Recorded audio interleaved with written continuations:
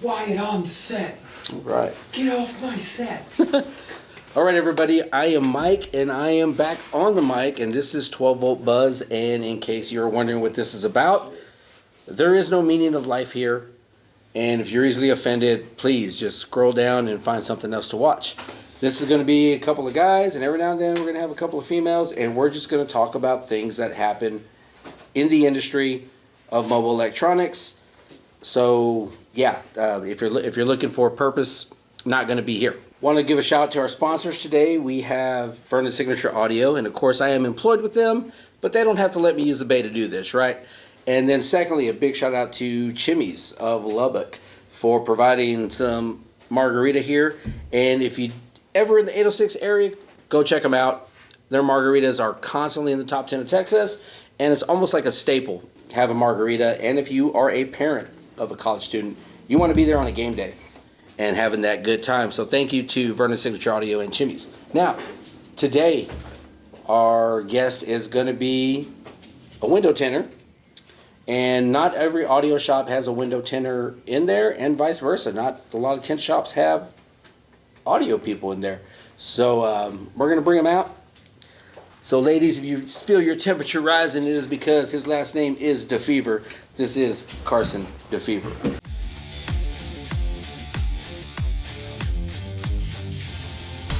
I'm Mike. I've been in the mobile electronics industry for 27 years now. In that time, I've met some crazy characters and seen a lot of things. On this channel, we're going to meet some of those characters, talk mobile electronics, share stories, all while having some adult beverages. This is 12 Volt Buzz.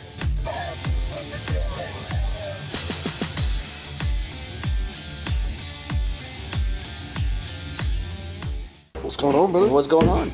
You doing all right? I'm always great. Happy to have you on. Thank you for taking the time. Glad to be here. Alrighty. So, Carson has a background in tinting. Tell us a little bit about yourself. How long have you done this? Well, I've done it for about 15 years. 14, 15. My dad owned a window tint shop right down the road. He owned it for, I want to say about 28 years. Yeah, he got started. He was an accountant major, wanted to own his own business, and Altamir was opening a franchise up here. He just took advantage of it. So, I don't know how many of y'all people know Altamir. It's kind of like a pre-tint world. Basically. You know, if you think about it. And if you don't mind, like, who was your dad? But that was Greg DeFever. The name escapes me on who our sales rep was, but he had the same sales rep for 28 years. And it was kind of one of those things that they decided to go back and forth on whether or not he wanted to do his own thing or not. And Altamir kind of took care of him. So he decided just to keep it. That's cool. And growing up, Altamir was around, and I'd met your dad before. And one thing I could say, and, Greg, if you ever happen to watch this, I could say, through the course of my time in doing this, 27 years in the industry, your name I've never heard drug in the mud. So that says a lot about how you conducted yourself and your business. So I'm going to imagine you kind of take a little bit of that yourself, coming from. Oh, yeah. I mean, I feel like with anything, it takes a good sense to have a little bit of pride in your work. But I mean, I don't think that's window tinting. I think that's anything in life. Yeah, true, right? Whether it's this or whether it's that. Did you start at Altamir? I did. I was not exactly taking care of my business in college, and that's of course plan B. Plan B. Go find a job, and that's kind of what he's like. That's life. You ain't got to go to college, but if you're not going to go to college, you got to go to work. There you go. Workforce is where it was at. Good words to live by, right? You can't baby them forever. What were you going to college for originally? What did you think you? I wanted to go to school to be a coach. Okay. But my dad had a good plan. I mean, only one coach. I knew it, but he told me, he goes, you might as well try to take a semester and do something in the medical field. And I failed with flying colors. Oh, man. That was medical field is not for everybody. It's tough. And you got to put a lot of effort. Your whole being is going into that, My right? effort was not there either. So yeah, shout out to all those that do it. For real. That takes a lot of work. Mm-hmm. Yeah. So I'm audio, and I remember when I started with audio, the place I worked at didn't have window tinters, right? It was just strictly audio. And then the majority of them, like when I worked at Stan's Car Stereo, when I worked at, Circuit City or Best Buy, Vernon's here is the first place that I was in a shop where there was window tinters, in the same That Bay is area. true. Here at Vernon's, we're better than you. We know it. Because I don't think I really even noticed that. I'm sure I knew it, but I didn't really, put two and two together up until probably about 8 years into it. And I was just like, I've never worked at a shop or seen one where they're both there very often. Yeah, a lot of them are either, or at least here. I mean, I'm sure in bigger cities it might be more, and I do see it more now. Like in larger scales, I see now like we can do this. Everybody's kind of trying to get to that one-stop shop. So my first time period was before it was rebranded with new owners and stuff. Vernon Signature Audio was Vernon's Wicked Window Tint, and Awesome Audio. Vernon started as a tint shop. He did have a couple names. Yeah, right. It was Wicked Window Tint, and then when he added the audio, that Awesome Audio, hit on board. Where was the first time you? Is this the first shop you've been at where it's Where they had both? Yeah. Now, audio, yes. Okay. Now, I worked at I worked at New Braunfels. Shout out Chris Brown. He has a Syntex window tint, Chase Butler, and a Kyle Thompson. We didn't do audio, but we did a lot. We did paint correction. Okay. We did a lot of stuff. Ceramic coating. And so it was kind of the same thing we're talking about, just not audio. It was Right. one-stop shop, just not for sound. Now I know at Altamir, I remember he did alarms, right? That did do alarms. Company-wise, we did. He did not completely. Now he did when he had a guy that was available to do it. Okay. You're kind of at the mercy of hoping that you have somebody that knows how to do it at the time. Oh no, I've been there before, and I've had people call me out when they've had shops, and sometimes security is just not the passion of a lot of people. And older days, now it's a little bit easier because you see us, we can program things, and CompuStar, Viper make things a little bit easier for us that we can program the unit to the vehicle. And there's T harnesses now that make it much simpler. Older times it was hardwired, right? Wire to wire. Yeah. I remember he had a guy named David Reynolds that worked for him. You see I this? remember David Reynolds. David yeah. was a good employee, and my dad took care of him as well. But he worked for my dad, I believe, about 15 years, and he did that. It's just like anything else. You got to do something quite a bit to get good at it. And It's repetition. If you're not known for it, well, then you're not going to get a lot of chances to do it. So every time that he would do it, it would take him a good minute to do an alarm, and boy, that man would throw a fit sometimes because you got to figure it out. Yeah, and then to this day, I mean, I think I had a buddy of mine. He owns Hub City Audio Video here in Lubbock, and I'm sure you heard me, and I know everybody that works here. It was a weird, and to this, it still locking situation, right? Remote start was easy. There wasn't the problem. It would always lock. It would never unlock. And it was just a weird issue, and turns out both actuators, everything in that particular transit connect has to be working as far as the sensors, the latches, and the latches go bad on that often. So once we get that other latch in, it'll be corrected. But it was weird. Even calling tech support, I remember calling direct techs, and was telling them, here's the crazy thing, I can always lock it. Even if I 5-wire and go directly to the motor, it still won't unlock. Huh. And I've done this forever, and even the guy on the other line was like, I've never seen that. Exactly, right? And, we discussed how the relays were wired and all that, and it's like, the only way we come through, you know what? Make sure all the latches are in place. So, waiting on those to come in, that better fix it, otherwise we just have to burn the thing down. But, working with, going from just Tint, and now you're here, because I know I have my times where I'm just like, oh my goodness. What is probably the worst part about being in the dual business? You always hear, you got dust in the air. It's a phrase, but you didn't realize that it's a lifestyle for sure too. When you get here, I mean, you always hear, even from my dad, I mean, you always say, got to spray up in the air, get that dust out. But here there's actual dust in the air. Now it's.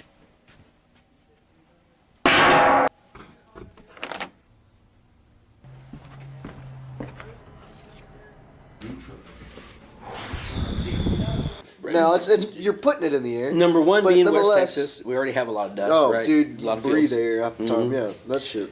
And then, we'll be in the other bay. So this right here is pretty much what's separated, and it's sealed, right? I mean, it's got a sealing. It is. It separates the audio side from the tin side. But yeah, I know sometimes you can walk in, you just see like the dust in the air. Right? And I'll give you an example. Most of the time, you can anticipate it. You got techniques. You spray up in the air, whatever you got to do. I mean, I've had windows where you'll lay one window and it'll be perfect, and lay the very next one and it'll just be the dirtiest damn window you've ever seen. You're like, what the fuck is going on? Oh, damn. Oh, don't tell me that. We don't got good seals. You're not foam good. We have to get with Steve about that. Because I know for me, like, most of it doesn't bother me. I guess the setup of the bay, because we'll be working on. So you've kind of got this like two bay. We have a vehicle just kind of taking up space in your bay over there. So you've got this Living long area that rent-free. you can kind of go through. But when we're back here working on a car, and I know you'll come and be like, "Hey," and I already know in your voice is like, "Can you move this out of the way?" Oh, It's like, yeah.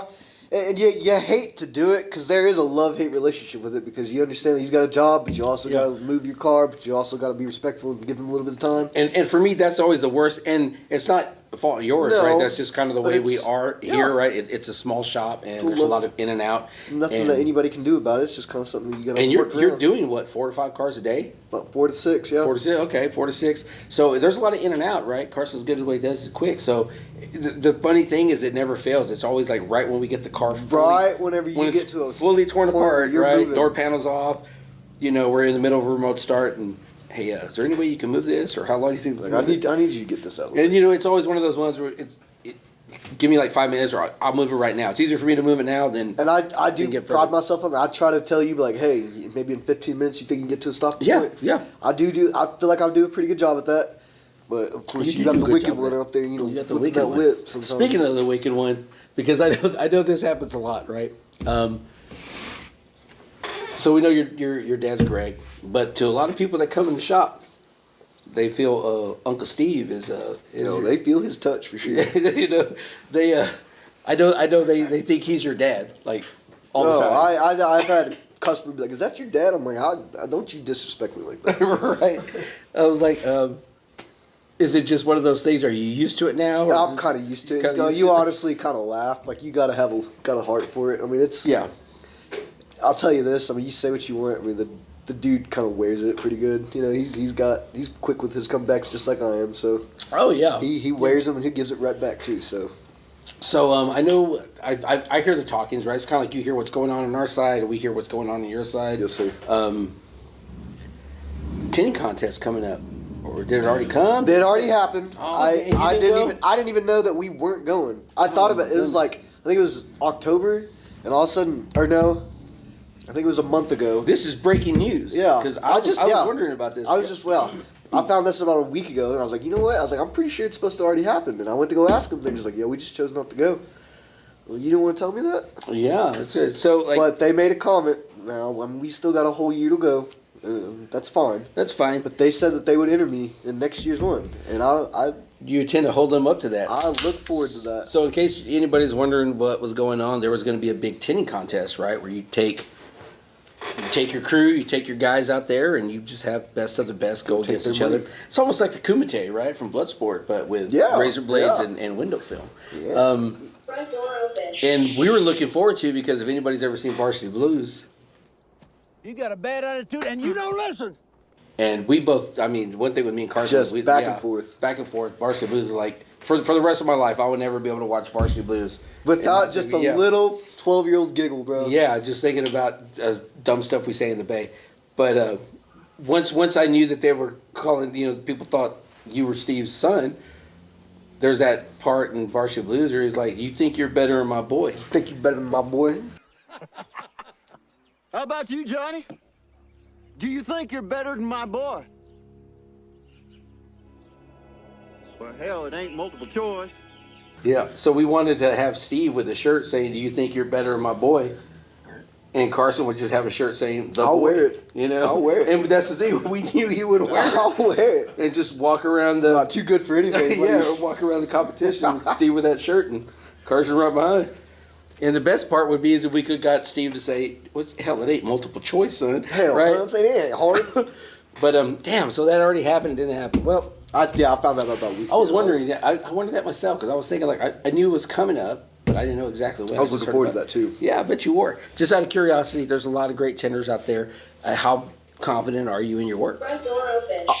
I'm very confident in my work. Now, again, just like we talked about, not window tinting, but life, I think it's good to admit that there's always somebody that's going to be better than you. Oh yeah, and that's it everywhere. But at the same time, I think if you're going to pride yourself and do good work, you also got to sit there and say, I'm going to beat these dudes. You know, and I think that I could on my best day. You know, I think I could. You can hang with anybody and not beat them. And, Yes, and sir. that's the thing with this industry, and I've told people before that come into it, you've got to have a little bit of arrogance, and I don't even know if it's that. There's got to be, like you said, that belief in yourself that when that car comes in, I can do that vehicle. Even if you've never done it before, and that doesn't mean you go in and start just hacking stuff up. You do the research, reach out to the people that are smarter than you and maybe have worked on that before, but you can't be afraid of like, I can't do that. I can't do that, because that's when you fall into that. I can't do that. And as long as I've done this, I still know guys that have been in the industry as long as me, or if not longer, and still can't do a remote start. And it's not that they can't do it. It's just a matter of lack of willing to learn the process and try it. And so it's one of those things. Yeah, you got to be able to be like, I can do this. And I think this is a good example. You know, we talk about, you know, the Jeeps that we do, the Dodges. You know, I'll even say the Nissans. When I worked for my dad, we had Nissan's account. yeah, Some of those I could do with my eyes closed. yeah. Now, there's some cars, just like you talked about, like, you know, you got to maybe do a little bit of research. It might take you a little bit longer because repetition is a thing. You know, the cars that you do the most, of course, you're going to be able to get them faster. But some of those cars, you're like, you know, it might take me 30 minutes longer. But yeah, I mean, I can do it. I mean, I don't know how you can't if you're going to say you do it. What's your kryptonite? Oh, dude, probably anything Lexus or a Bug. Or a Bug, Volkswagen Beetle? Yeah, Is that those like are all years hard. Beetles? Like even the old schools Yeah, to now? yeah. They're just, it's a big bowling ball. And what you understand about Tint is if you mentally think about putting a piece of paper over a bowling ball, it's not Play-Doh. It's not just going to take that shape. You got to apply a little heat so that adhesive can activate itself and kind of fix that shape. And you put that heat gun too close, you're going to find out how fast that tin will burn. Because it's just a small, thin layer of Yes, film, yeah. right? So, Bug. What about the Teslas? Teslas, or is it just you're using so much film? Teslas are hard, but now you film only shrinks two ways. You know, this way or that way, depending on which way you turn the film. Okay. So those panoramic sunroofs, because they go so far this way, you can turn that film, and it's not easy, but it makes it easier if you shrink it this way opposed to going. See, and I get that because sometimes you're messing with a vinyl or vinyl thing, and sometimes it'll only stretch one way or two ways, and so you got to see the pliability of it before you lay it. Because if you lay it the wrong way, you're gonna I can't stretch this corner. You know what I mean? So I get that. Now, what would be if you had your choice? What would you tint all day long that you could just be like, nah, I'll just do? I used to say Nissan Altimas, but honestly, it might be probably Compasses. Honestly, the Jeep Compass. yes. So I could do those with my eyes closed. I know when the account was picked up with the dealership here, I saw Compasses in here Just every day I was doing, and that's what I used to do about 6 to 7 a day. Yeah. And I've gotten where I'm doing 4 to 6 now, and that's kind of what I wondered. I was thinking about this the other day. I used to just knock those out left and right. Yeah. I mean, those quarters are so easy, and the doors you don't even have to shrink half the time. So it's just flat. you knock them out pretty quick. So right now I'm seeing a lot of Dodge Rams coming in. They're easy. You guaranteed to have to shrink those windows. Okay. It only adds a couple minutes, but it's just kind of one of those things that you can stretch it, but you're risking fingers. Okay. One thing that I've seen and I know in bigger cities, I see more people coming and asking about ceramic film. Yes, sir. And I know it's been around for a while, but here in Lubbock, it seems like a boost, right? People are either becoming aware of it, or maybe as they're going around shopping around, they're hearing about it more. So probably within the last 3 or 4 years here, I hear people asking about ceramic. So for somebody that doesn't know the difference between our levels of film, what is a ceramic versus a carbon versus a dye? Well, the three, I'll talk about the two mainly, but three is you had dyed film, which I would not recommend getting that. I don't either, right? Yeah, now, don't get me wrong. You do have your average Joe every now and then that I'm just trying to get rid of this car and add a little value, and I'll spend the least amount that I can. I don't agree with it, but I respect it. I understand that people got their issues.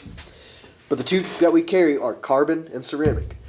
Carbon it varies, but the one that we carry is anywhere from about 60 to 70% heat reduction, which is a pretty high valued carbon film. I've seen some that are probably about 30 to 40%, which is still better than dyed, but nonetheless. In ceramic, you're almost always guaranteed to get anywhere from 75 to 80 to about 95%. Okay. I want to get this out there because I've heard lots of things through, and salespeople are salespeople, right? At the end of the day, salespeople are salespeople, and they'll sometimes just try to make a sale. For anybody that doesn't know, will ceramic give you better gas mileage? No, it won't. No, it won't. So don't get me wrong. If they believe it, do it. Right? Sell Be it. like, I got, yeah. If you want to tell them that it'll turn your skin color purple, baby. You do whatever you want. And will it help cure cancer? Oh, I hope so, but I haven't figured it out. We haven't found that yet. So, just I if hope anybody's so. ever been out there, It might give you cancer. and you honestly. might think those are dumb questions, but I can guarantee you that somewhere out there, somebody has been told that you would get better gas mileage. It's gonna give you something because you for sure. don't have to have your AC on all the way, right, to stay warm, or vice versa. No. If you want to stay cool. Now it is metal based. You make it, and of course, based because of stuff that the wicked ones told us. But there are benefits to it. It's metal based. So I mean, you heat it up, it'll keep the heat in. Yeah. If you're trying to keep the heat out, it'll keep the heat out better. So there are benefits.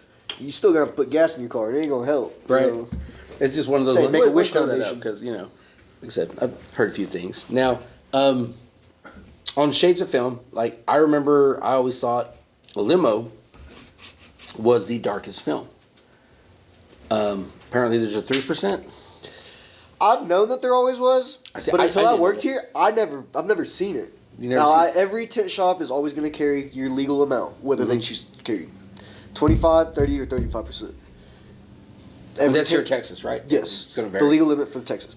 Every tint shop is going to carry "quote unquote" the darkest shade. Now, whether they choose to carry 5 or whether they choose to carry 3, I've always seen 5 up until I got here, and then in between that, every shop's going to carry either a 15 or 20%.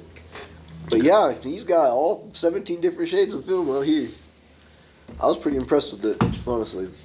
What? Okay, so is Black Panther 3? I think. Joe, that's what they say. Right. It's just 3%, right? It's not Yes, really. sir. Yes, sir. Yeah, and it's not. There's a joke that we like to say that's Black Panther 3. Well, that's because that's what I was told. So since the inception of me coming here, I've heard of like Black Panther 3. Oh, so that's something he told you. I always thought that was just a saying that you said. No, I didn't make that up. We're not fighting the power here. It was just a matter of I remember hearing that and still hear it. And so when you came on, I was just like, or I think I came. You were here first, right? And I came back. Yes, sir. And I was just like, so Black Panther 3, and I remember you giving me a look like, what the fuck? I'm not joking. This whole time he's been saying that. I thought that was just him just talking. Dude, I can't make that up on my own. No, you can't. That's You know what I that mean? is Like, the wicked one for sure. But I was just like Black Panther 3, and I remember you looking at me like, there is 3%. So it's not really. You got half that right. So there's not really a title of it. It's just a matter. It's just 3%, right? Yes, sir. So this is just somebody making it sound real good. This is where we go back to salesmen, right? They're gonna make it sound real good. Some of them are gonna be straight up and be legit, and they kind of get you where you need to go. Every few. Say it's made out of real panther. So Yeah, come here, kitty. right, we have a live studio audience, right? Luscious. We got Luscious here, so Luscious will be on next week. So and last week Carson was the live studio audience. We love Luscious. Yep, and not only us, the ladies love Luscious too, and apparently all the guys. But so that's for next week, guys. Y'all have to wait for that. That's a special treat. You're gonna love how that story came about. But anyways, so like whenever we're doing this, I know for me, and I'm kind of curious. Like, so if I take a phone call, and it's for Tint, I usually just come directly to you without trying to handle it. And I don't know if that bothers you. Because sometimes I'm just like, man, I already know. I mean, I know the basics. I'm always pushing ceramic, and that's just because I know it's a better film. And I'm like, if this person just bought a new car, you're looking at like an investment. But if they're starting to ask questions about like, I already know there's usually questions, so I kind of just take it to you. Yes, sir. Does that bother you? Would you prefer that I go dig Not at deeper? all. Not at all. And that's actually what I'm glad you said that because I don't think we've actually even. When we're both dudes, you just kind of do it and nobody ever says anything. Yeah. I'm very thankful for that because I'm not great at selling audio. So I kind of do the same thing with you on that. And so I've thought about it. I was like, man, that's the least that can, if the tint comes in, I got no problem selling it. Yeah. You know what I mean? So. I just wondered, because it's always a matter of, if you're not able to get the phone call, it's because you're busy, right? And if I'm not able to get that phone call, it's because somebody else up front is on the phone and not wanting to get that phone call. But yeah, sometimes I'm like, damn it. I mean, I probably could have answered that, but I didn't know. I never No, want to I know. say. I never want to say. I'm the actually wrong glad thing. that you do that. And I'm the glad that same you with you. feel- Like I feel know when you come to comfortable doing me, because it's always that same tone from both of us. I know I go to you, hey, Ugh, guys, I need you, I'm sorry. Yeah, and you come to me like, hey, this customer on the phone. I know you're doing something. But Yeah, you take care. Yeah. But that's it, right? I mean, this job is all customer service based from the time we initialize our conversation with the customer and we go over That too, and I mean, you tell by watching you work, you raise that, you know, so you got something to do, you take care of it. Yeah. And so it's kind of against your nature to be like, hey, you go ask somebody, can you take care of this instead? You know, I don't like asking other people to do that. No, So yeah. if I'm doing that, yes, sir, to answer your question, I love that you come ask me to be like, hey, can you sell this to this customer? I'm like, sure. I love talking to people. So. Yeah, Carson is great. Carson is great at talking with people. I'll hold your hand, walk down the he will sidewalk all hold- day. Yeah, he'll hold your hand through the install bay. and Follow through everywhere. every field with you. And every field. One thing I've always like, so your sales process and when you're dealing with a customer, kind of what's your approach to it? Because here we're kind of not only just like, I'm not just an installer. Laws just isn't an installer. We act as double duty here, right? We're Yes, sir. sales and we have to go back and install it many times. The same with you. You have to sit there and sell it, and then you have to come back and install it. Have you always had to do that, or was there a time you were just one or the other? I mean, when I worked for my dad, you know, for different reasons, I mean, I was both to 100%. Now, when I first started, my dad was pretty much up front the whole time, so I was probably, I mean, I could sell, but I was pretty much always back and back. Mhm. But for the most part, yeah. I mean, I've always done both. I've always felt like, you know, if you're going to talk about it, be about it. And so that's why, you know, if you're going to sell it and install it, you might as well do it. Right. The one thing it's kind of the same way, and I think most people, the hard part is when you're in the middle of, like for us, right? If you're in the middle of an install, and then you get called up front, and it's not like necessarily like, you know, an inconvenience, just a matter of like, you get sidetracked kind of in a way, because some of these sales processes would be like, you're with that client like 30, 45 minutes, because, you know, when they're going to spend their hard-earned money and whatever, and, you know, we're talking thousands of dollars on audio system, they want to know what they're getting. They want to be detailed. They want to be whatever. And then you kind of come back sometimes, at least for me, I'll come back sometimes, completely forget where the hell I was at. Well, I mean, I do that You know? anyways. I mean, my brain's so scatterbrained anyways. So, yeah, I mean, whenever you start doing two or three different things, you go talk to somebody, you got two different cars, you got to pull this car out, start another one. I've actually done this where I didn't lay one of the windows, and I pulled it out. I'm like, it sure is bright back there. Yeah, you got to pull it back in, you know, do it again. I don't think there's any shade on this car. So last week we had Christian on, right? And Christian's kind of our computer guru, and he's Yes, a videographer / single stud for all you ladies out there who want to know. He's And cuckoo maybe some of you guys he's too. Who cuckoo knows? for Cocoa Puffs. Yeah, Christian is. And God damn, I forgot I was going. Oh, we were talking about accidents, right? We're talking about Oh, yeah. mistakes and accidents, and they always happen. It doesn't matter how, you know, much you try to avoid it. Sometimes it's just the car audio gods for us aren't shining upon us. And I know you got Tint God 1. Oh, dude, the best, bro. That you know is your idol. Like, what has He been? showed me more how not to do stuff. What showed you what not to do stuff. What has been one of, I guess you would say, like something you did and it was just like, what the hell was I thinking? I know that pulling in, I think it's an F-350, that I broke one of those mirrors off that wall one time. In here? Yeah. Okay, so it was here. It was pretty late in my tenure. It's not something like I was a month. I think anybody that's ever worked audio or tint here can probably say this bay is kind of like Hell's Gates. Oh, dude. There is just. It's a passage of rite of passage. It is a rite of passage, right? You're gonna hit a meter. You're gonna hit a pole. You're gonna hit, because it's a narrow turn when you're coming in that. It alley. really is. And I'll say this, it's a cool shop. I really do like the benefits of it, but I've never seen a opening bay through the alley. I've never seen that before.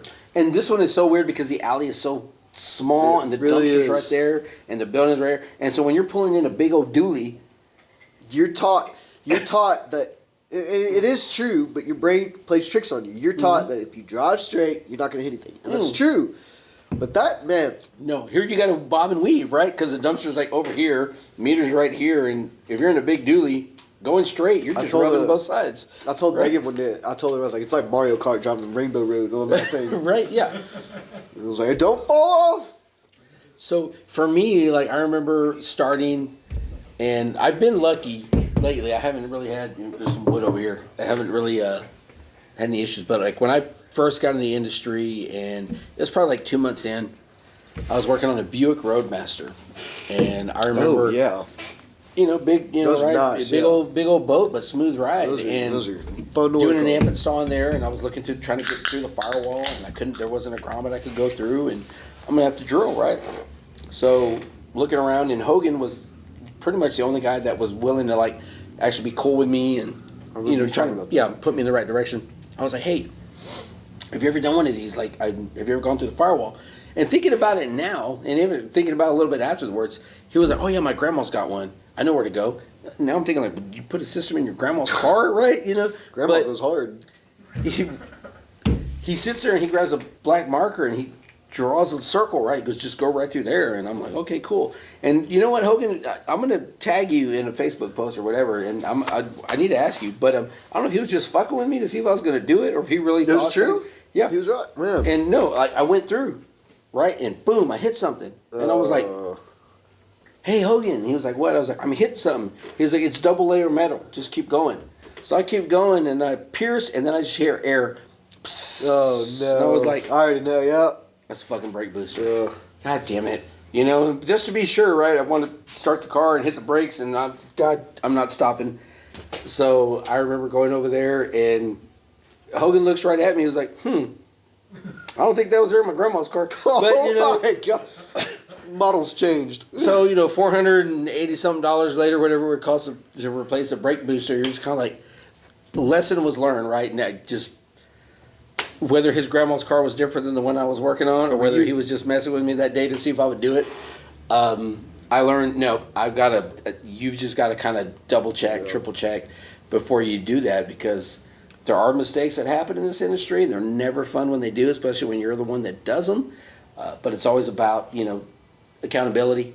There's a saying, it's a little off topic, but it's the same quality, is that whenever we tint windows, I always tell everybody, it's like, if you're going to lay that window, you better be the one to clean it. Because I've always known people who will clean windows and then leave, and somebody else will lay it, and it'll be dirty. And I'm like, we talked about dust being in there. Right. You let that window sit for 30 seconds, dust will get there.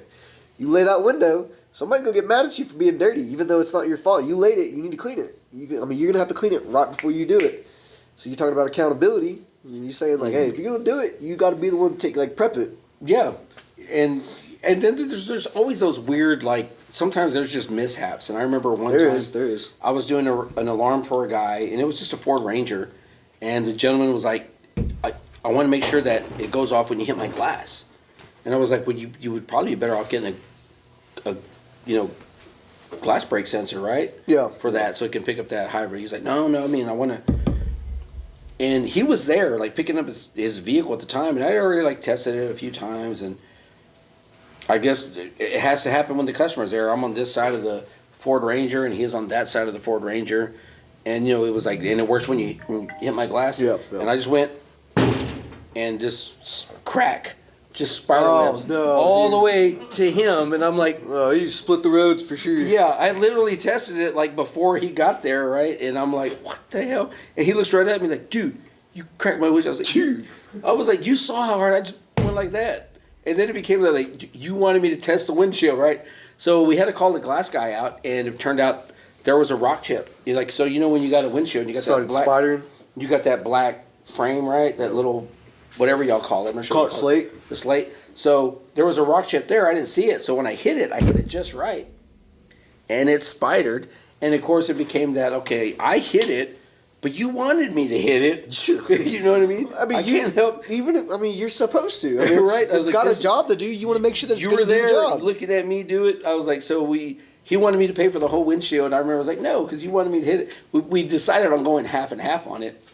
Well, that's probably But yeah, fair. it was just one of those ones where I was like, you know what, I'll do half. But you literally told me, hit my windshield. I can't help that I hit a rock chip. I'll do it. You know? But I'll do it. so yeah, sometimes things are just going to happen that are kind of out of your control. I need but to know what you want me to hit it after with. that was another one. I was like, you know what? No, if you're not buying a glass break sensor, I am not going to smack your windshield or your window or anything because things happen. Future references, you want me to hit your windshield, I'll do it. Yeah, sometimes our car audio guys are just upset with us. And it's like if you ever watch Little Rascals, right? With the clouds open, God says, I hate you, Alfalfa. That does happen. Good Lord.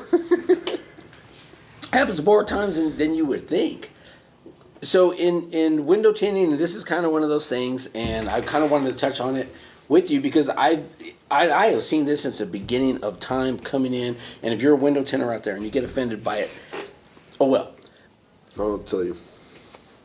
Most window tinters come off as prima donnas. Oh, I was wondering where you were going with this. Yes, I hate saying that because I kind of think that I'm probably the least, and I still find myself I still catch myself being one sometimes. Like, I remember there was this time you were like kind of upset. You were sitting over there and you're like, what? You're right. What are you Moping and soaking, probably. You were like, I didn't get my lunch until like 2. I'm like, motherfucker, Lawson and I didn't take a lunch today. I know exactly. Damn it! I know exactly what you're talking about too. Like what? Like, motherfucker, shut the fuck up. Like, I remember that. I know exactly what day you're talking about too. I just shut the fuck up for the rest of the day. It was one of those ones. This isn't like Carson's not the first tinter I've worked with.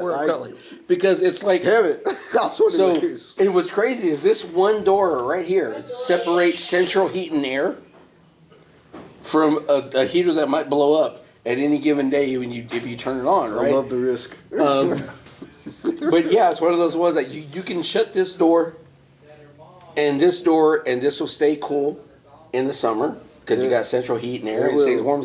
Meanwhile, if we're busy, we have to keep that back bay door open and work in the cold, work in the heat. Just a bunch of men back there. Right?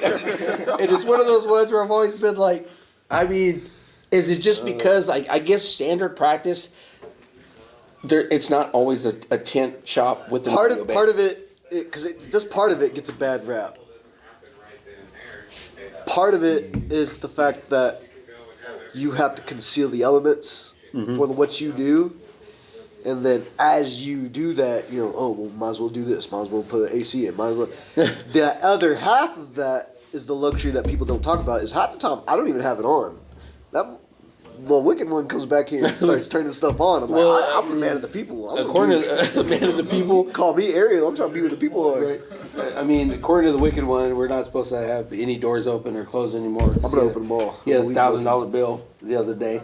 And I'm saying, like, we just literally turned the heat on like 2 days ago. I told him one time ago, I told him one time ago, I'm going to leave all the lights on and leave one day. Just to let you know. So, and you don't have to talk about this. You don't want to, but we're gonna talk about it. So like kind of like, what's your biggest fight with the owner? Because in this industry, I always feel like it's a little bit different than most jobs. Like if you're at a corporate job, you're basically told just to soldier and shut up and go. Your battles are always gonna be different. Depending on and this one though. It's always a matter of the customer is not always right, and it's a lot of times a matter of the owner or the salesperson is not always right because they may not always be doing the work. I thought I turned that down. Hold on. I apologize for that. YouTube people. He's a popular guy. But in doing this, and you do it as long as you have, and how old are you? 31.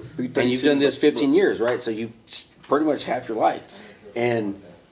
What's your biggest like fight when you're dealing with an owner, and it doesn't have to be this one? It just be like because I know you've got a certain way you do things, right? We all. I think I mean, don't get me wrong. Of course, again, just like everything else, there's right and wrong ways to do things. But I think it's stretched a little bit more than what you think. I mean, you got to add your own little technique to everything. I mean, there are right and wrong ways to do it, but there's your way to do it that you can turn it right. Because the end game is to turn it out right. It's not to do it this way. It's to turn it out right. I'll say it every time. It's always done right, not right now. And there's kind of a lot of times where customers don't understand what that means. And there's sometimes like that the owner doesn't know what that means. And we're not talking about a specific owner. It's just a matter of just in general where you're working, right? Yeah. There's right and wrong ways to do everything, but I mean, as long as it turns out right, you do it the way it makes you that you're comfortable doing. Because at the end of the day, that's not your car. You're gonna turn that thing out, and they're gonna notice if something's wrong. There you go. I promise. And speaking of that, we had an incident, and of course, you know what I'm talking about. Probably there was Start going. I probably will. I think you already tinted the windshield. Windshield? No, Yep, I know exactly where we're going with this. I'm so happy right and now. I thought you handled yourself pretty well based upon what was going on. And you got to correct me if I'm wrong because I only heard bits and pieces of it. But apparently did a windshield, right? We tinted a windshield on a Dodge Durango. I think it was 2024, 2025. Brand new. Messy, very messy on the inside. I remember that. I remember seeing it. Yeah. And we have a company named Shop Monkey that we do processes with, inspect the car, check it in and everything. Thank you, That's Shop Monkey. You have a great... That's exactly what we did. And I guess they just didn't know that we did that. And so they came in complaining about this. It's always the smallest thing. There's one little piece of dirt, one little scratch. And they want us to redo it. Didn't argue about it. We just, okay, I don't like it, but, I can understand it. We redid it, came back again, and they threw a fit saying that we dirtied it. Now, here's the funny thing. They weren't complaining about the French fries on the floor. And No, they at weren't all, complaining yeah. about any of that. But they had a problem with that. Here's what I thought what was funny with that. Is that they wanted a refund, but they didn't want you to peel the tint off the vehicle. Oh, I grabbed the blade and I was going out there. And they're like, Yeah. no, I don't take it off. So it was a matter I of was like, you're going to get a refund, but you don't want you evidently like the tint quite a bit. straight up carrying issue. I think it had something to do with the husband had gotten it done without her permission to begin with anyways, which is going to make any wife mad anyways. But she was pretty hot when she came in. I mean, at the end of the day, right?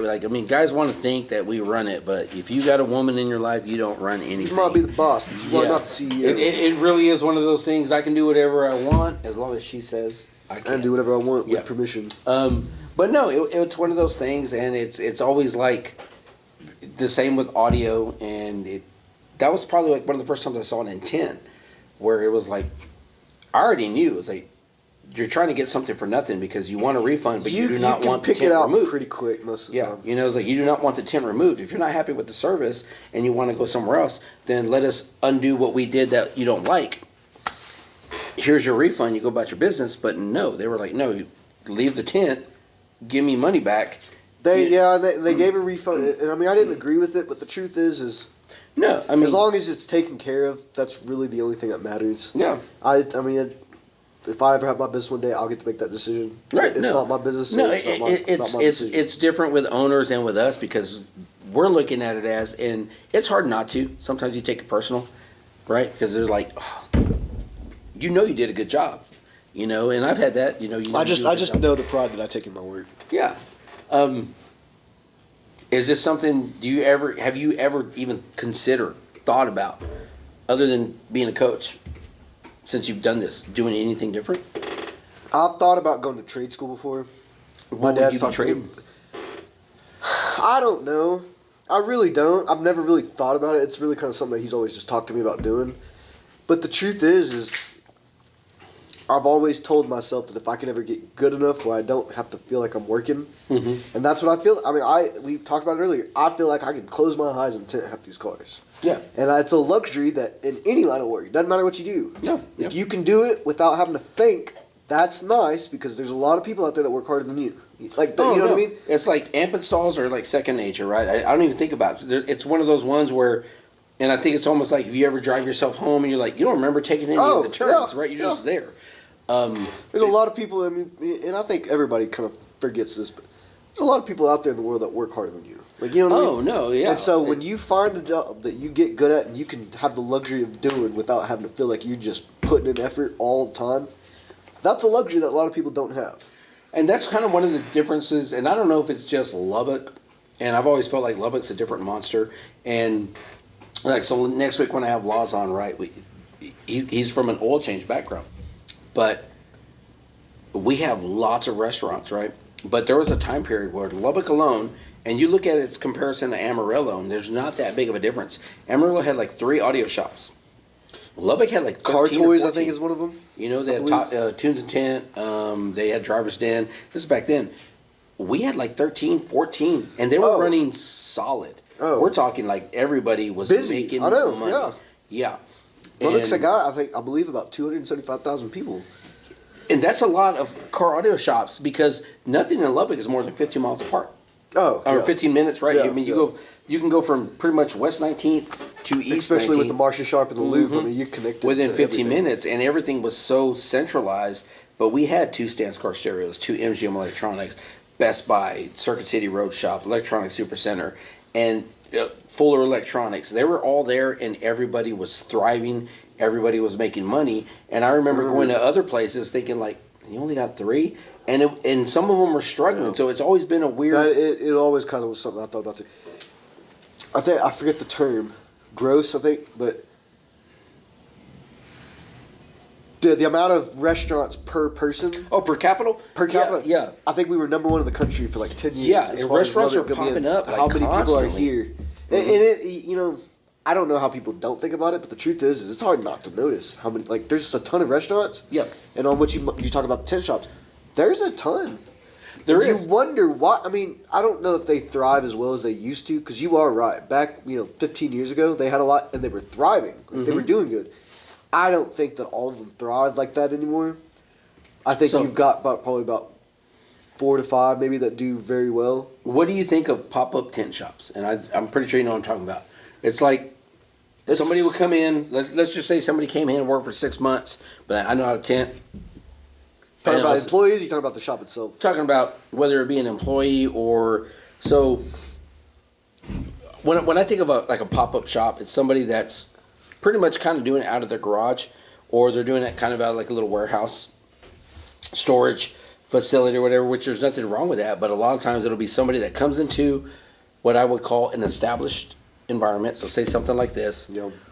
And then they get about 6 months, a year under their belt. And I don't ever, deter anybody from bettering themselves. But a lot of times they'll just go somewhere, open up a little shop. They're around for like a year, and it doesn't work, and they shut down. But they're always doing one thing. They are always cutting prices, right? It's like, I can do that car for $100. $3.99. Yeah, right. I'll do a whole car. I'll tell you this, and a lot of people aren't gonna like me saying it, but I don't really care. Remember, if you're a tinter and you got a pop-up tent shop, turn the channel. I think it shows the kind of character that you are, simply because if you're not willing to do this the right way, then you're just willing to just do it and just say fuck it. And And it's one of those, because we have the same thing in audio. Luscious just made a comment. You get what you pay for, and the problem is people don't like to admit that. People. No, you I've done, and my dad allowed it. He was like, don't use and abuse. But he's like, if you want to do some work on the side, you got some buddies. He's like, bring them in the shop. I do a truck for $150, and it's always them that come back in the got something to complain about. I think here's what a lot of people don't realize. So let's just sit there and say that you come into an establishment like Vernon Signature Audio, and it's established. When we sit there and we say we're a top 12 retailer in the nation, that is the truth. That can be looked up, right? That can be backed up. And that comes based upon not just providing good service, but backing up what you say you can do. So in that instance where somebody might be able to go do it under a shade tree or in their garage cheaper, but let's just say you have a warranty issue. Oh, you know they're not going to... Oh, yeah, you already know that they're not going to offer. Right? They don't want to refund you because guess what? That money's already spent. I worked for 2 shops before this. I mean, I don't have to say the names. I would love to, but I'm not going to. You have to respect. And they were both those type of people. They wrote hot checks all the time. They didn't pay their employees. I think one of them wrecked and stole one of the dealership cars. And it's always those type of people. And what you learn is those people don't even know how to tent.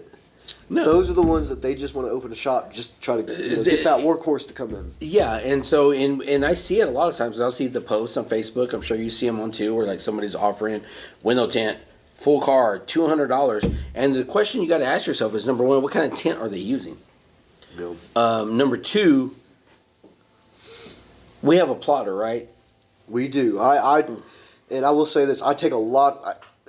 I never realized this the first couple of years, but I'm one of the very few that actually knows how to hand cut. I didn't know that. It's becoming a lost art, but you had to grow up that way. I did. I had to. My dad refused to buy a plotter, and the truth is in a lot of examples, there's plenty of examples where you can feel the balance that it gives you, but I feel like I'm just as fast as it. Now, you slow down during the day, and that's where that plotter does it.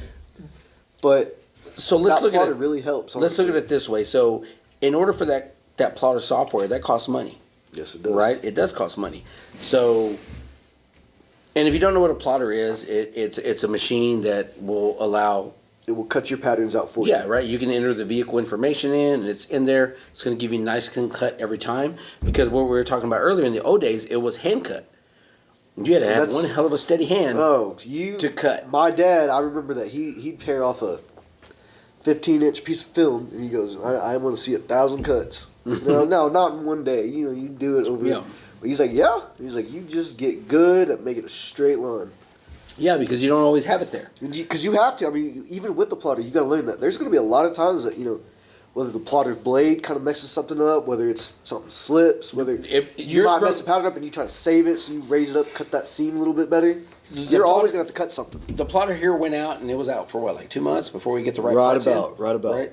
And I didn't even think about it.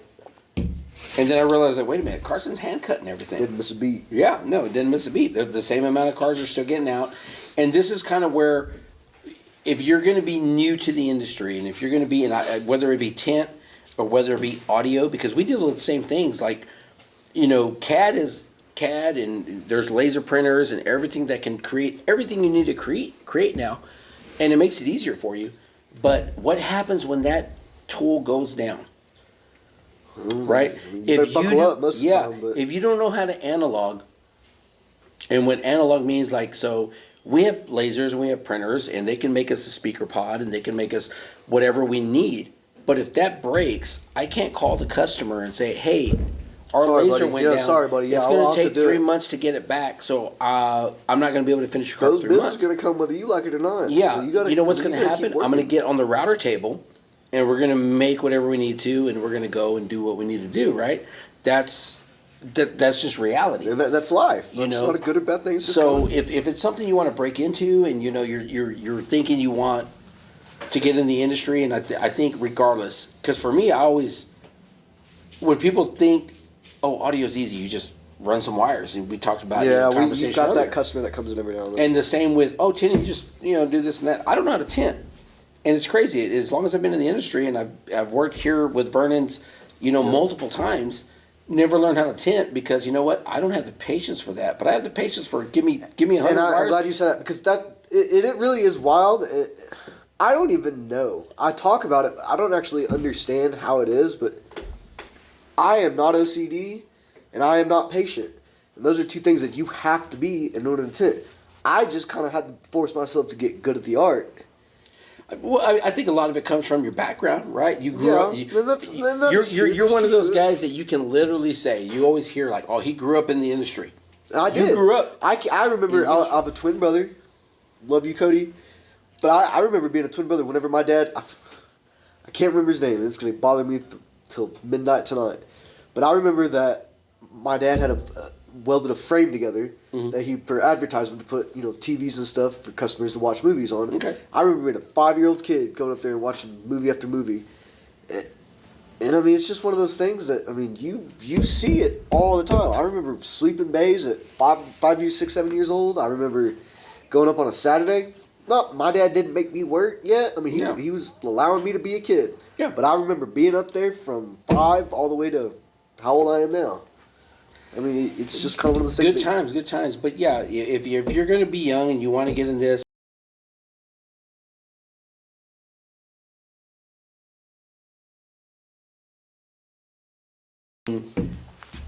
and we did touch on it earlier where people were like, oh, you said you had a customer tell you, all you got to do is run some wires. Oh, yeah. And I made a comment to him. I go, so you don't have to take the dash off? He goes, well, yeah, you got to do it. I'm like, okay. You got to make sure everything behind that's kind of clean. So, okay, yeah. I was like, okay, so it's want to give yourself a little bit more time than not. So yeah, and here's where people don't get. We have a Mustang in here, and it's a real good client of ours, right? And second vehicle he's brought in for us to look at, and there's wires just coming from the door panel straight in. The wires in the back are just hanging there, and weird T-taps, some tape, all kinds of weird things. But here's the odd thing, right? It's working, right? It plays. Really? Man. There's audio coming out of it. So whoever did the install would probably be like, hey, it's working, it plays. But is it done right? No, because, you can crush those wires in the door, and now you got a dead short in the vehicle. I have no idea how those wires are just hanging in the trunk, what they go to. You never know when a fire is going to catch back there because of what they did. You always wonder about the risk. So it's funny when people are always like, all you got to do is this. All you got to do is that. All you got to do is this. If you can't do it, you can't say all you got to do is this. That is true. I was wondering, if you're going to do the bare minimum, then you can expect the maximum amount. And we talked about earlier, I had a customer one time, and I was working on his vehicle, and I was at MGM Electronics, and it had a bay like this, just 2 doors, and we didn't have the back piece, so we couldn't keep customers out. We had a sign that said no customers allowed. Oh, those clearly don't work half the time. Here's the bay, and here's the customer standing right behind me, and I'm the cup, right? Just and watching you everything. And it was what we call a full-blown system at that time. DSP really wasn't that big then, so it was a head unit, 4 speakers, 2 amplifiers, 1 for mids and highs, 1 for subs. And I'm probably already, it was going to be a 6-hour job. It was going to be there pretty much most of the day. Okay. And the gentleman's just talking, and he's back there watching me. And get the head unit done. I'm getting the wires to the back. And he's like, man, y'all like backed up. Y'all got a lot of cars. I was like, we had a couple of people leave. They went, you go to other shops or whatever. And he was like, man, are y'all hiring? Y'all need anybody? We're looking for help, right? But he was like, well, like, what do you need? I said, well, we're looking for people with experience. And he's like, man, I know what I'm doing. And when he tells me that, I remember like, they see, yeah. You hear that, and all of a sudden you're just like, I don't think so you do, buddy. Why am I working on your car? And he was like, man, I just don't got the time. Okay, but you're here watching me work on your car. And he just looks at me like, a lot of time man, and walks off all mad at me because it was one of those things, right? Watching me, buddy. Yeah, don't tell me you can do it, and don't tell me you don't got time when you're standing here watching me do the job you say you can do. That's people. It happens. But yeah, learn how to do things analog if you think you want to do this, because that plotter will break eventually. That laser will go down. I think it comes in handy. I think it's a good skill to have. It anyways, is. If you're going to be in this line of work. Here's the crazy thing. I think if you did not come up when you did with your dad, right? I don't think I would have learned. You would have not known it. Now, I think I could have learned, but I don't think I would have, because I did. Again, shout out to Chase Butler. He was my manager in New Braunfels. He knew. Now he had to teach himself. He watched YouTube videos. It was kind of impressive. And YouTube University. He was dude, got degrees. Out. He literally taught himself. It's very, and he's a good hand cutting tinner. I mean, he's good at what he does. He takes pride in his work, which every tinner should. But I've never met anybody that taught themselves. I had somebody that taught me. Mm-hmm. So I thought that in itself was kind of nice. You know what I mean? Yeah. You gotta have some admiration for that, because that takes some balls to sit there and have patience to just teach yourself something like that. It does. So like you coming into it and growing up into it. So, and here's the funny thing. So we both know who we work for at this point. And there's been many times where I get told, oh, I got this guy, just hired him. He knows how to do everything. Oh, he's like the best person in Houston. He's so great at his job. Like, oh, he's won like 18,000 awards. He does 27 cars a day. Yeah, right. Does 27 cars a day. And you're like, who the hell is this guy? I want to shake his hand. And I'm always thinking, when I get told, like, I hired this guy, he knows how to do everything, I'm like, fuck yeah. Because the reality is, I've never wanted to be the best guy in the bay. And here's the reason why. Everything falls on you. I didn't see that is true. I didn't think if about you are that, considered as the best guy in the bay, it doesn't matter. Everything falls on you. And because shit trickles down. It does, bottom right? of the barrel. Because you think about a totem pole. The truth is the shop, it's almost reverse. Because shit trickles down. Yeah. You're the most important. You on the bottom. You always want people that are with you, because guess what? If you're down, if you're not there, then this guy can do it and this guy can do it. But if you are that guy that they look to, in your time frame, and you've worked with some different tenders and stuff like that. Is there ever a matter of like ego when you're working with tenders? And the only reason I say that because every tender I've ever worked for has always had a pretty big ego. Okay. And I think this isn't for me. I got to give some love to my dad. He raised me. He's like, you never have any more respect for yourself than you do anybody else. Like, you show respect to everybody else. And that's life. That's not tinning. But you have to understand that that's not a bad thing. No. It's kind of nice to be like, hey, you're better at that. I'm not saying you do it, but I would love that you're better than me. Teach me that. You know what I mean? I can't learn anything from somebody that doesn't know more than me. No, exactly. It's kind of like being with this, and so we have one of our owners is Leon, right? Leon Winchester, and he's the only installer, and I've said this many times because I remember Chuck Norris came in, and we'll hear Chuck Norris stories later as these things go on. And other people good, like, too. oh, They're this good guy knows how to sellers. do everything. This guy knows how to do everything. And when they hit the floor, they don't know how to do shit, right? They could barely tie the shoes. But with Leon, Leon, I've always said he's the only installer I've ever met that can back up what he says, and that's good because you know what? When it comes to tuning, when it comes to all that digital aspect, you can't touch him. And I don't know much about it, but you he can't is very touch good him, at it. I can right? watch him, and you But- can see that brain ticking. When it comes to the wiring and it comes to this and that, I'm always, but you can't touch me. I mean, it doesn't matter. But that's kind of where you want, right? You want that thing. And I've always said in this industry, you got to have a little bit of ego because it's a matter of not even ego. It's just that belief in yourself that it doesn't matter what you put in front of me. Because that is true. You hate using the word arrogance because it has such a bad Yeah. rap on it. But it you comes have off that to. way. But you have to. And you're absolutely right. You have to, because if you don't, it comes across as you're not proud of what you do. Exactly. And you have to sit there and have a little bit of talent in your voice, if that makes sense. It's almost like, 26, 27 vehicles are going to start rolling out eventually, right? We haven't seen them. We don't know the technology. Am I worried about it? Not really. You know what I mean? Now, should I be? Maybe. I don't know. We're not there yet. This is a good example. You made a comment about 2026 coming out. Mm-hmm. Chevy changed their body style in those trucks. I think right about, was it 19? I think with 19 to 20. Mm-hmm. Now Chevys have always been easy. Doesn't matter Yeah. what the year model is. But nonetheless, they change it. And so whenever they did it, when they first came out, I had to look at it. I was like, okay, you make it the same, but nonetheless, they're just still different. They're different patterns. So you have to sit there and be like, okay. So the 2019 is the same with audio. Because 2019, they really don't make, I mean, they do now, but it took forever because GM just didn't want to share the CAN bus, communications that they have. So when people would come in for radios, well, I can look online and it says it'll work with 2019. It's actually, put it in your vehicle. I believe. See what happens. So yeah, they do change it up and the industry moves so fast. It really does, and you don't actually think about it until you're in it. Right, until you're there, like, man, I don't even know what I'm looking at right And now. I was told it's not a shot at anybody because the truth is customers don't know half the time what they're talking about anyways. No. I've had times when customers will tell us a certain car, Mm-hmm. and it's a good idea to have the patterns cut out before they get here, but I always never like to do that because it's No. not a shot at the customer, it's just a fact.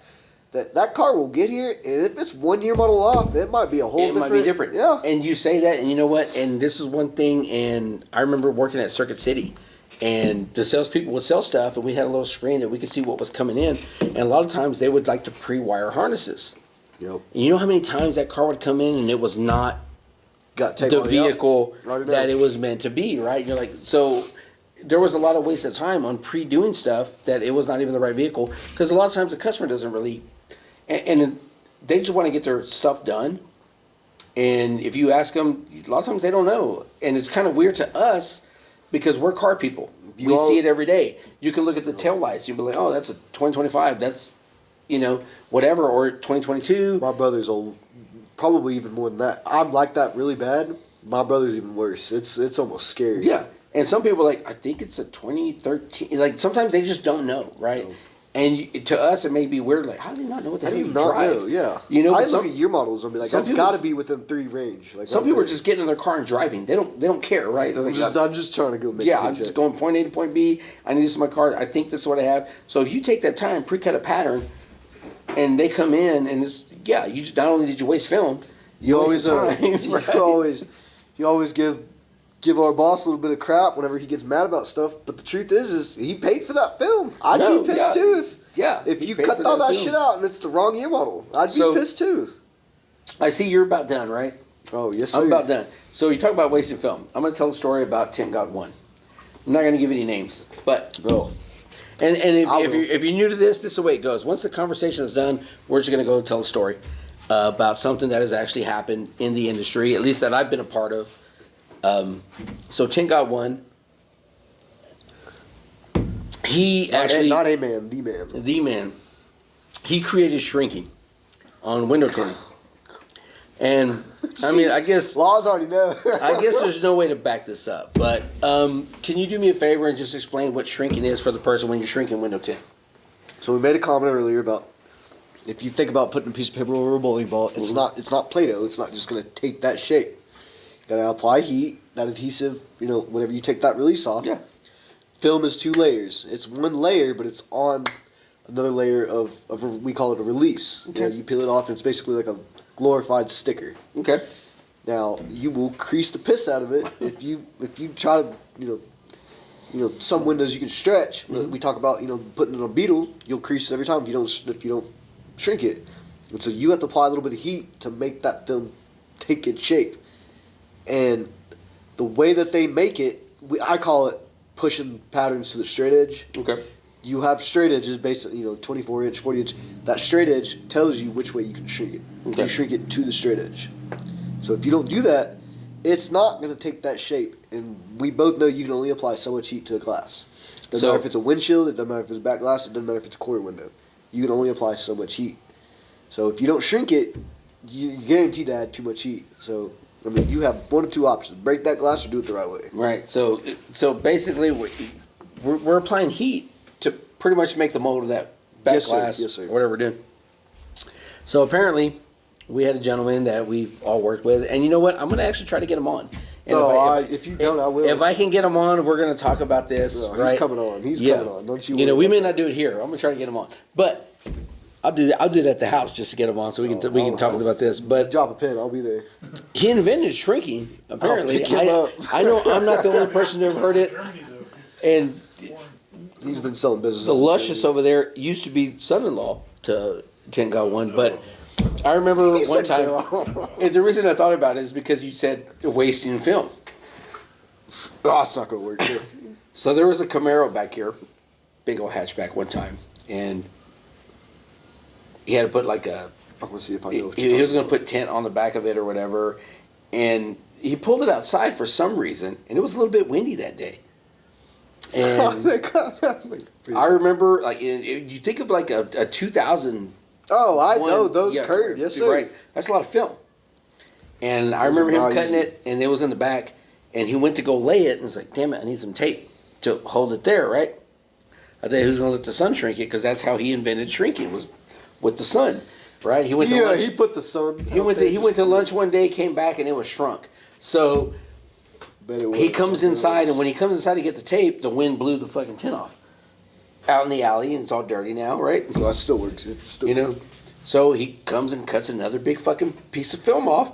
Fucking lays it Did he there. do the same thing? I've never heard this story. No, you never heard it. Lays it on The there. one story I don't think I've ever heard. Frickin' sits there and, again, comes back in He's to, like, get, oh, I don't know how that to get the tape. The wind catches the film on the car and blows it off again. Right about that time, Oh Steve's my coming in the back gosh. while he's cutting another piece of film, right? I promise it's going to work. I promise. But he's laying the tint in the trash, right? So when Steve's walking by, he sees all this big, just you know, wads. he knows, Yeah, like it's not like scrap that you. It's Yeah. wads of film. Wads of film sitting right there, like, what the hell is all this? Well, I'm trying to lay the glass on the You back, see me, whatever. don't you? He was like, well, what's going on? He goes, well, I got to come get the tape. Oh, there's Why nothing- don't you fucking take the tape with you when you go to lay it? I've never heard this. Right? So he was literally just grabbing a piece of film, laying on there, and then come right inside to grab the tape so he could tape it down so it wouldn't move. And Steve was the one that was the ingenious idea of like, why don't you just take the tape with you outside and freaking tape it down That while dude you're there? had more talent and no common sense than I've ever seen. And there you go. And so that is what we call another classic from the Dashfire series. Thank you for sticking with us, Carson. I appreciate you Yes, for sir. hanging out. Yes, sir. Next week we have Luscious Laws on. So if you Luscious. might want to keep your woman away from that episode. Don't let her watch it with Hide you. your wives, hide your daughters. Yeah, even your men's, because Luscious comes for them all. But yeah, so that's it. We will see you next week. That was good. Cut. That was fucking.